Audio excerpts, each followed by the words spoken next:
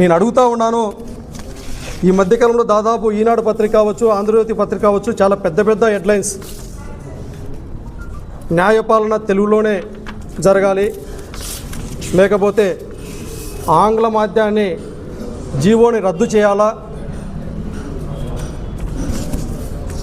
ఈ జీవోని రద్దు చేసేటప్పుడు మన జరిగినటువంటి ప్రపంచ తెలుగు మహాసభలు, అక్కడ ఉన్నటువంటిది మహాసభల్లో ఒకసారి మనం అందరం ఆలోచిస్తే జస్టిస్ ఎన్వి రమణ గారు, మండలి బుద్ధప్రసాద్ గారు, యార్లగడ్డ లక్ష్మీప్రసాద్ గారు, సుజనా చౌదరి గారు, శైలజా కిరణ్ గారు అంటే రామోజీరావు గారి కోడలు, కలుకూరి ఇనాకారు శ్రీనివాస్ గారు, పెద్ద పెద్ద వాళ్ళు, బాగా మేధావులు. ఈ మేధావులందరూ మాట్లాడేటటువంటి మాటలు ఏంటంటే తెలుగులోనే అభివృద్ధి సాధ్యమవుతుందంట.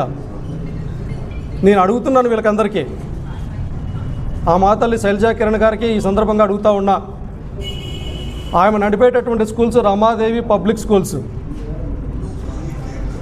ఈ రోజుటికి ఆ స్కూల్స్లో నాకున్నటువంటి సమాచారం మేరకు తెలుగు మీడియం లేదు. చిన్నప్పటి నుంచి ఆ స్కూల్లో చదివేటటువంటి ప్రతి పిల్లవాడికి రష్యను, జర్మనీ, ఫ్రాన్స్, ఇంగ్లీష్ మీడియాలు, ఇంకా 4-5 లాంగ్వేజ్లు, ప్రపంచవ్యాప్తంగా ఏదైతే లాంగ్వేజ్లు ఉంటాయో ఆ లాంగ్వేజ్లన్నీ ఆ స్కూల్స్లో నేర్పిస్తారు.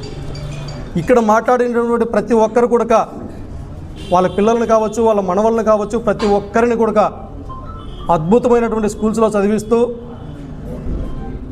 అన్ని లాంగ్వేజ్లు నేర్పిస్తూ విదేశాల్లో చదివించుకుంటున్నటువంటి వాళ్ళే. మా వరకు వస్తే, పేదవారి వరకు వస్తే తెలుగులోనే మాట్లాడాలా, తెలుగులోనే చదువుకోవాలా, తెలుగే మనకందరికీ దిక్కు, మాతృదేవో భవ పితృదేవో భవో, అలాగే తెలుగుకు సంబంధించినటువంటి మాతృభాషాదేవో భవ అని మీడియా ముందర పెద్ద పెద్ద మాటలు మాట్లాడి ఈరోజు తెలుగు మీడియానికి, ఇంగ్లీష్ మీడియానికి సంబంధించిన జీవోని రద్దు చేసేటటువంటి కుట్రలు పడుతూ ఉన్నారు.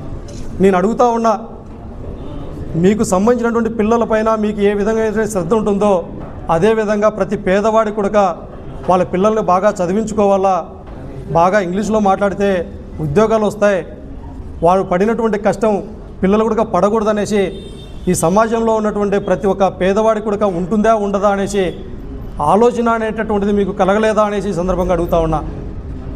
ఇంత అన్యాయమైనటువంటి ఆలోచనలు, పేదవాడేమో పల్లెటూళ్ళల్లో, గ్రామీణ ప్రాంతాల్లో ఒరే ఒసే ఏరా పోరా అని మాట్లాడుకుంటూ ఉండాలనా, మీ పిల్లలేమో ఇంగ్లీష్లో హాయ్ నాన్న, హాయ్ డాడీ, హాయ్ మామ్ అని విదేశాల్లో చదువుకుంటూ పెద్ద పెద్ద ఉద్యోగాలు, పెద్ద పెద్ద వ్యాపారాలు చేసుకోవాలా.